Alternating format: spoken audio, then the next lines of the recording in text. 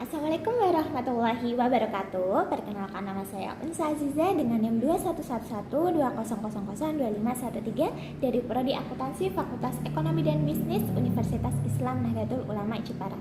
Sebelumnya, terima kasih kepada Ibu Siti Alia SEMSI selaku dosen pada mata kuliah Akuntansi Keuangan Lanjutan 1 yang telah memberikan tugas ini kepada saya, sehingga saya bisa menyelesaikan tugas ini sebagai tugas akhir dari ujian akhir semester pada semester 3 ini. Langsung saja saya akan menjawab beberapa pertanyaan yang telah diberikan Bu Alia kepada saya. Langsung saja, yang pertama yaitu ilustrasikan induk perusahaan memiliki lebih dari satu jenis saham anak perusahaan. Lalu bagaimana pengaruhnya jika induk memiliki lebih dari satu jenis saham anak perusahaan? Induk perusahaan sendiri adalah pemilik sebagian besar saham anak perusahaan dengan cara membeli saham yang beredar pada milik anak perusahaan. Apabila anak perusahaan memiliki saham lebih dari satu jenis saham, maka induk perusahaan dapat membeli kedua jenis saham tersebut.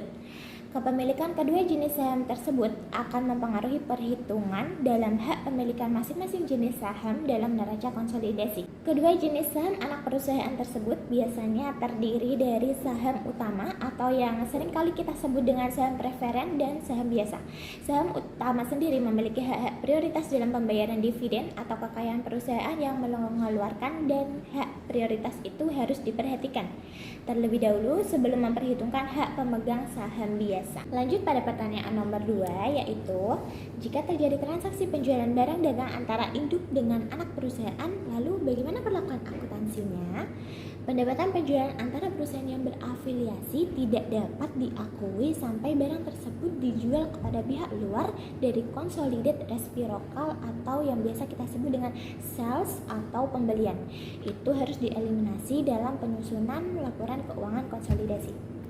Yang ketiga yaitu jika terjadi transaksi penjualan aset tetap antar perusahaan yang berafiliasi, bagaimana perlakuan akuntansinya? Aktiva tetap yang dibangun sendiri atau dibeli oleh salah satu perusahaan afiliasi, di mana aktiva tetap dijual kepada salah satu perusahaan afiliasi di atas harga pokok atau harga perolehan aktiva tetap.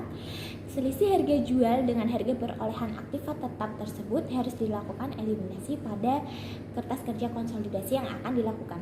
Eliminasi yang dilakukan harus diperhatikan metode yang dipakai saat perusahaan induk itu mencatat investasi saham dengan metode equity atau harga pokok atau yang biasa kita sebut dengan metode cost.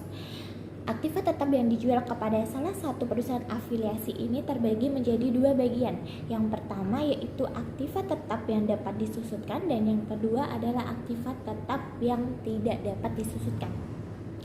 Untuk sebagai contoh, aktiva tetap yang tidak dapat disusutkan itu kita misalkan sebagai tanah, dan untuk aktiva tetap yang dapat disusutkan adalah bangunan. Lanjut nomor 4 yaitu bagaimana perlakuan akuntansi jika terjadi penjualan obligasi antar perusahaan afiliasi.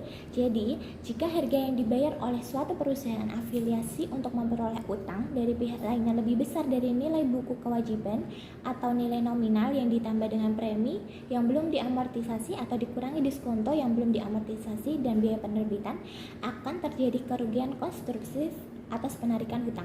Selain itu, jika harga yang dibayar lebih kecil dari nilai buku utang tersebut, akan dihasilkan keuntungan konstruktif. Keuntungan dan kerugian ini disebut konstruktif karena merupakan keuntungan atau kerugian yang direalisasi dan diakui dari sudut pandang entitas konsolidasi, tetapi tidak dicatat dalam pembukuan terpisah perusahaan afiliasi pada saat pembelian.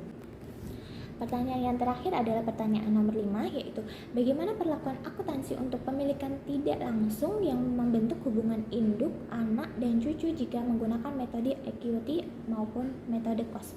Yang pertama yaitu menggunakan metode equity.